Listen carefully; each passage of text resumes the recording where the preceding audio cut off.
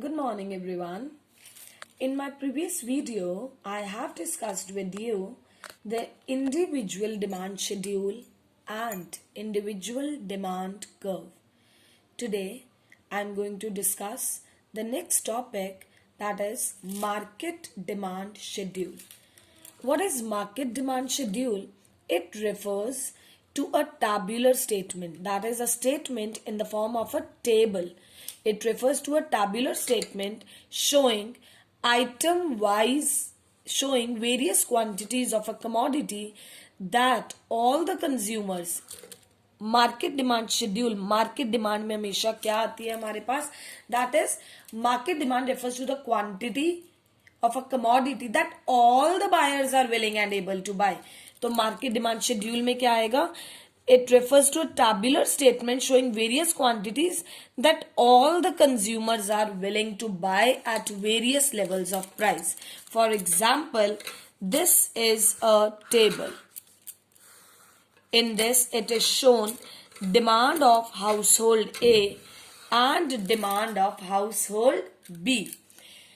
Then what will be the market demand? That is demand of household A plus demand of household B. जब price 5 rupees है, obvious है, हमें ये चीज पता है कि जब प्राइस ज्यादा होता है तो डिमांड क्या होती है? कम. When price is ₹5, demand is 1 unit. Demand is in units and price is in rupees. जैसे जैसे प्राइस कम हो रहा है, डिमांड क्या हो रही है? बढ़ रही है. ये किसकी डिमांड है? That is house hold a की. ये किसकी डिमांड है? हाउस होल्ड बी की. और मार्केट डिमांड क्या हो जाएगी? Household A plus household B. अगर हाउस होल्ड सी आ जाता है तो प्लस सी भी कर देंगे, हाउस होल्ड डी आ जाता है तो क्या है हमारे पास? सारे कंज्यूमर्स की demand. That is it refers to the tabular statement showing various quantities of a commodity that all the consumers are willing and able to buy at various levels of price during a given period of time. Household A की demand और household B की demand दोनों को add कर दो तो हमारे पास क्या आ जाएगी? Market demand.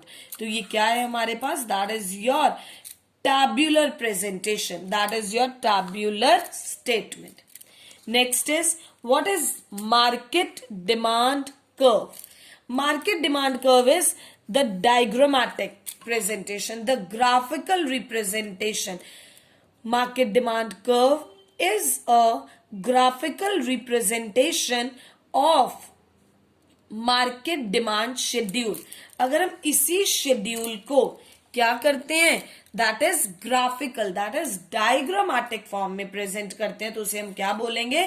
Market demand curve बोलेंगे. तो देखो, जब 5 रुपीज है, हम इसमें demand of household A भी बनाएंगे, demand of household B भी बनाएंगे और दोनों को ऐड करके क्या बन जाएगी? Market demand. जब प्राइस 5 रुपीज है तो डिमांड ऑफ हाउस होल्ड ए क्या है? 1 यूनिट. जब प्राइस 4 है तो डिमांड ऑफ हाउस होल्ड ए क्या है? That is 2 units. जब प्राइस 3 रुपीज है, जब हमारे पास प्राइस क्या है?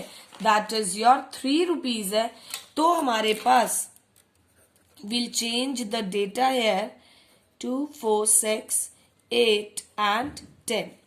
Here it is 12, here it will be 14 and here it will be 16. So when price is 5 rupees, demand is 1 unit. When price is 4, demand is 2 unit. When price is 3, demand is 3 unit. When price is 2, demand is 4 unit. When price is 1, demand is 5 unit. तो ये हमारे पास क्या आएगा? That is demand of individual, that is household A.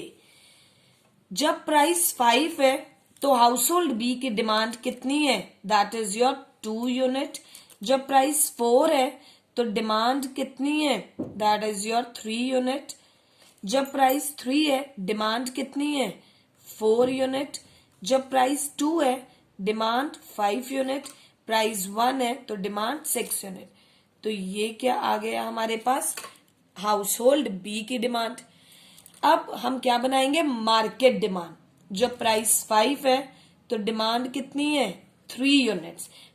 दोनों को मिला के हमारे पास डिमांड कितनी आ रही है, 1 + 2 that is 3 unit. Price 4 rupees है तो डिमांड कितनी है, that is your 5 units. Price 3 है तो डिमांड कितनी है, 7 यूनिट्स।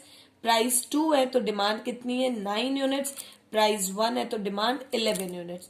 तो ये हमारे पास जब बहुत सारे कंज्यूमर्स की डिमांड कब आ जाती है, तो डिमांड कब फ्लैटर हो जाता है। तो ये हाउस होल्ड ए की, ये हाउस होल्ड बी की, और ये क्या है, demand of household A and B. ये हमने नीचे क्या लिया है, 2, 4, 6, 8, 10, 12, 14 एंड 16। तो ये हमारे पास क्या जा रहा है, जब हम डिमांड कर्व को किस में प्रेजेंट कर रहे हैं, जब हम डिमांड शेड्यूल को, मार्केट डिमांड शेड्यूल को graphical that is your diagrammatic form में प्रेजेंट कर रहे हैं, उसे हम क्या बोलते हैं, मार्केट डिमांड कर्व बोलते हैं। Next is your law of demand. Now what is the meaning of law of demand. Law of demand में हमारे पास आता है, हमें पता है कि दो चीजें होती हैं, one is the price and one is the demand. वैसे तो हमने बहुत सारे फैक्टर्स पढ़े हैं, बहुत सारे फैक्टर्स का मतलब हमने फैक्टर्स अफेक्टिंग डिमांड पढ़े हैं। कौन कौन से फैक्टर्स हैं, that is your affecting demand, own price of a commodity, change in price of related goods, income of a consumer. बहुत सारे हमने फैक्टर्स पढ़े थे, taste and preferences and expectation of change in price in the future. But law of demand क्या कहता है, that there is an inverse relationship between price and quantity demanded. कैसा relation है हमारे पास, इनवर्स रिलेशन है। कीपिंग, बट हम इसमें एक एजम्पशन लेके चल रहे हैं, कीपिंग अदर फैक्टर्स कांस्टेंट। क्या है बच्चे हमारे पास कि लॉ ऑफ डिमांड में हम क्या लेके चलते हैं कि जैसे जैसे प्राइस बढ़ता है, जैसे जैसे हमारे पास प्राइस क्या होता है, बढ़ता है, या प्राइस अगर कम होता है, अगर प्राइस बढ़ता है तो डिमांड कम होती है, और अगर प्राइस कम हो रहा है तो डिमांड बढ़ेगी। तो प्राइस जैसे जैसे बढ़ता है तो डिमांड कम होती है, प्राइस जैसे जैसे कम होता है तो हमारी डिमांड बढ़ती है। हम इसमें क्या अज्यूम करके चल रहे हैं, कैसा रिलेशनशिप है, इनवर्स। कैसा रिलेशनशिप है हमारे पास, that is your inverse relationship है। हम इसमें एक चीज, ये एक हमने लाइन लिखी है, कीपिंग अदर फैक्टर्स कांस्टेंट। हमने फैक्टर्स अफेक्टिंग डिमांड के बहुत सारे फैक्टर्स पढ़े। कौन कौन से फैक्टर्स, अभी मैंने बताया था, own price of a commodity, change in price of related goods that is substitute goods, complementary goods, change in income of normal goods, change in income for inferior goods. बहुत सारे फैक्टर्स हमने पढ़े हैं। But जो law of demand है, हम उसमें क्या लेके चल रहे हैं, कैसा रिलेशनशिप है, इनवर्स रिलेशनशिप है। तो ये जो इनवर्स रिलेशनशिप है ये कैसे आया है, क्योंकि जब हमने सब्स्टिट्यूट गुड्स पढ़ा या हमने favourable change in taste and preference पढ़ा, तो हमने क्या देखा था, कुछ चीजों में डायरेक्ट रिलेशन भी आ रहा था। जैसे अगर कॉफी का रेट बढ़ रहा है तो टी की डिमांड बढ़ती है, तो ये तो डायरेक्ट रिलेशन शो कर रहा है। तो सब्स्टिट्यूट गुड्स ले लो या change in income for normal goods ले लो, तो वहां पर हमें जैसे इनकम बढ़ती है तो नॉर्मल गुड्स की डिमांड भी क्या होती है, बढ़ती है। तो यहां पर हमें डायरेक्ट रिलेशन शो हो रहा है। बट लॉ ऑफ डिमांड में हम इसीलिए क्या लेके चल रहे हैं कि सिर्फ और सिर्फ क्या लेके चल रहे हैं हम लोग, own price of a commodity, मतलब जिसका प्राइस उसी की डिमांड। तभी हमने एक लॉ क्या देखा है कि there is an inverse relationship. कैसा रिलेशनशिप है, इनवर्स रिलेशनशिप है, किसमें, that is your price and demand में हम एज्यूम करके चलते हैं other factors constant. Other factors कौन से कांस्टेंट है? अदर फैक्टर्स हम मान के चल रहे हैं price of substitute goods do not change, assume करके चल रहे हैं। It is written no assumptions of law of demand. Price of complementary goods remain constant, income remain constant, no expectation of change in price, taste and preference remain constant. हम बाकी सब चीजों को क्या मान के चल रहे हैं? कांस्टेंट। सिर्फ और सिर्फ हम क्या लेके चल रहे हैं? Inverse relationship between price and quantity demanded. That is हम लोग ये मान के चल रहे हैं कि कमोडिटी का क्या चेंज हो रहा है? On price. क्या चेंज हो रहा है कमोडिटी का? ऑन प्राइस चेंज हो रहा है। दैट इज जिसका प्राइस उसी की डिमांड। अगर टमाटो महंगे हैं तो टमाटो की डिमांड कम हो रही है, अनियन महंगे हैं तो अनियन की डिमांड कम हो रही है, आईफोन महंगा है तो आईफोन की डिमांड स्टार्टिंग में थोड़ी कम है। तो क्या है हमारे पास? जिसका प्राइस उसी की डिमांड। तो ये क्या है हमारे पास? लॉ ऑफ डिमांड क्या कहता है कि ओन प्राइस, हम इसमें क्या देख के चलते हैं? कमोडिटी का own price. That is there is an inverse relationship between price and quantity demanded keeping other factors constant. हम इसमें बाकी सारे फैक्टर्स क्या लेके चलते हैं? कांस्टेंट लेके चलते हैं। तो हमारे पास ये क्या था? That is your law of demand. Next क्या आता है हमारे पास? That is movement along the demand curve and one more thing is shift of the demand curve.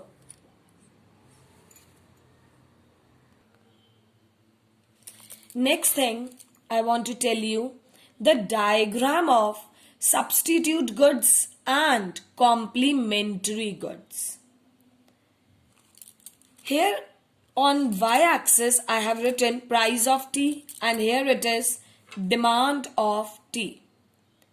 You know that demand curve is, I have discussed before only, that demand curve is downward sloping. Is it clear? So ये हमारे पास demand curve है। इसमें हमने plot नहीं किया है, ये हमने सिंपल डिमांड कर्व बनाया है कि ये टी का प्राइस है और ये क्या है? टी की डिमांड है। बिकॉज सब्स्टिट्यूट गुड्स में हम लोग क्या लेके चलते हैं? Substitute goods are the goods which can be used in place of one another. तो हमारे पास क्या होते हैं substitute goods? Coffee and tea. ये क्या है हमारे पास? सब्स्टिट्यूट गुड्स है। मैं इसके आपको दो डायग्राम बना के दिखाऊंगी, बहुत ध्यान से देखना डायग्राम्स क्या हैं इसके। Labelling of the diagram should be done side by side. Is it clear? Labelling बहुत जरूरी है। ये क्या है मेरे पास? ये ओडी का मतलब क्या है? OD is equal to your original demand. OD क्या है? Original demand.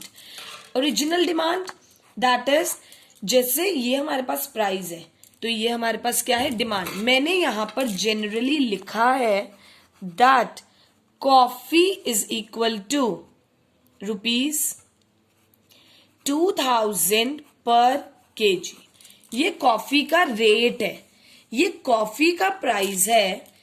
जब कॉफी का प्राइस ये है तो डिमांड टी की ये चल रही है। हम क्या होते हैं सब्स्टिट्यूट गुड्स में? हम क्या लेके चलते हैं? रिलेशन लेके चलते हैं। जब कॉफी का रेट ये है तो ये क्या है हमारे पास? टी की डिमांड है। जब कॉफी का रेट बढ़ गया, हमने क्या लिया है? ये टी का प्राइस है, टी का प्राइस कांस्टेंट लेके चल रहे हैं। जब कॉफी का रेट बढ़ गया तो ऑब्वियस है लोग क्या पिएंगे? टी पिएंगे। हमने पढ़ा भी था कि जब कॉफी का रेट बढ़ता है तो टी की डिमांड बढ़ जाती है। That is your increased demand. जब हमारे पास कॉफी का रेट 2500 पर केजी हो गया है, जब कॉफी का रेट क्या हो गया है, बढ़ गया है। टी का प्राइस वही है, क्योंकि हम इसमें सब्स्टिट्यूट में लेके क्या चलते हैं कि सब्स्टिट्यूट का रेट बढ़ा है। टी का सब्स्टिट्यूट कॉफी, कॉफी का रेट अगर बढ़ा है तो टी की डिमांड क्या हो जाएगी, बढ़ जाएगी।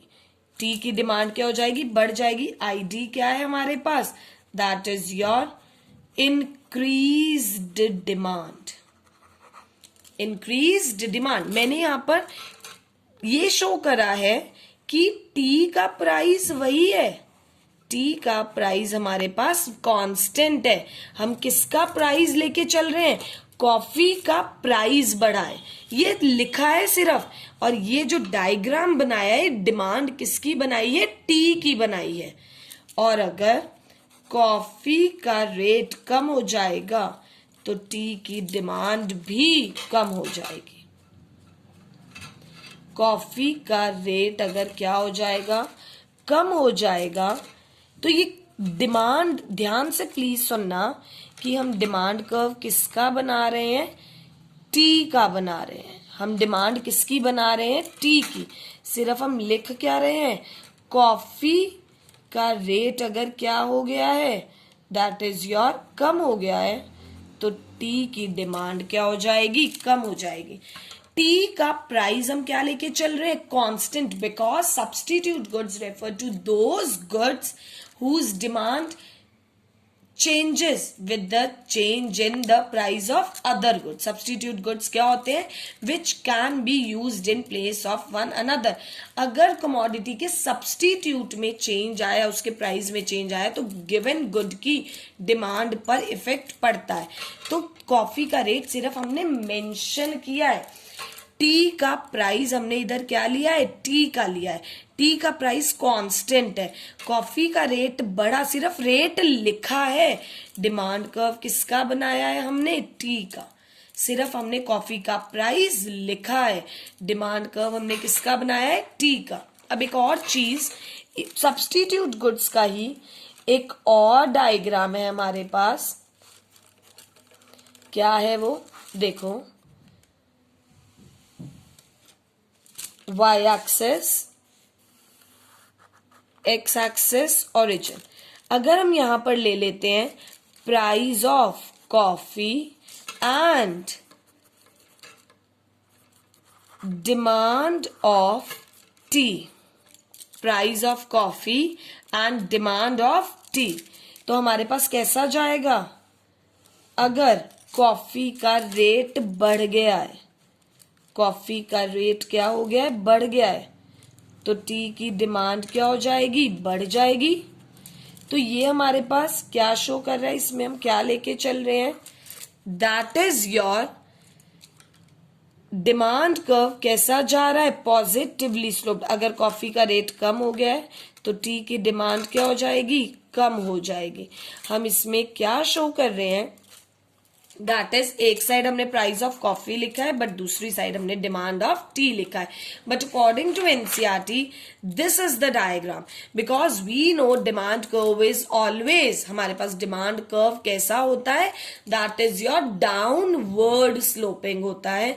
तो इसीलिए हमने जो लिया है, हमने क्या लिया है, price of tea as well as demand of tea हमने ली है। तो हमने कॉफी का रेट मेंशन किया है, क्योंकि सब्स्टिट्यूट में हमने टी का सब्स्टिट्यूट क्या है, कॉफी, तो हमने किससे कंपैरिजन किया है, उसे कॉफी से हमने कंपेयर किया है। तो कॉफी का रेट बढ़ा तो टी की डिमांड बढ़ गई, कॉफी का रेट कम हुआ, डीडी क्या है, डिक्रीज्ड डिमांड। तो ये क्या था हमारे पास, सब्स्टिट्यूट गुड्स। नेक्स्ट क्या आते हैं हमारे पास, complementary goods. Complementary goods are those goods which are used together, that is sugar and tea, और you can take bread, butter. तो हमारे पास क्या जा रहा है, वही बनाओ normal, that is your demand curve. ये क्या है, original demand curve, price of tea and demand of tea. अब देखो क्या है हमारे पास, अगर शुगर महंगी हो जाती है, शुगर का रेट, सपोज हमने यहां पर क्या लिखा है, sugar is equal to rupees 40 per KG. अगर शुगर का रेट बढ़ गया तो टी की डिमांड क्या हो जाएगी? कम हो जाएगी। अगर शुगर का रेट बढ़ गया है तो टी की डिमांड क्या हो जाएगी? शुगर का रेट बढ़ गया है। अब ये मत कहना कि रेट तो बढ़ा है, आपने नीचे क्यों लिखा? ये सिर्फ प्राइस लिखा है और ये जो कर्व बनाया है ये डिमांड कर्व बनाया है किसका? टी का। तो हमारे पास क्या आ जाएगा? अगर शुगर का रेट क्या हुआ है? बढ़ा है, तो टी की डिमांड क्या हो जाएगी? कम हो जाएगी।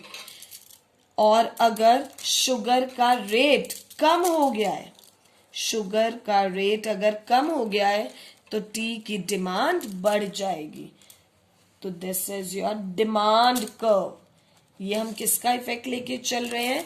दैट इज योर शुगर का रेट हमारे पास अगर कम हो गया है तो टी की डिमांड क्या हो जाएगी? बढ़ जाएगी।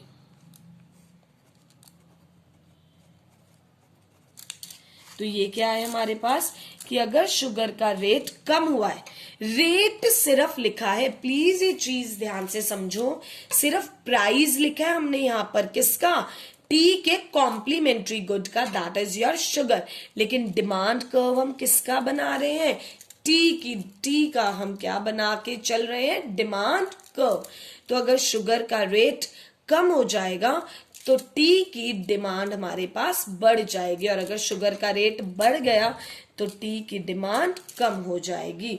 Labelling should be done side by side with the diagram only, otherwise it will be very difficult. Is it clear? So please go through the topic. This is very important. Thank you. Have a very nice day. Take care.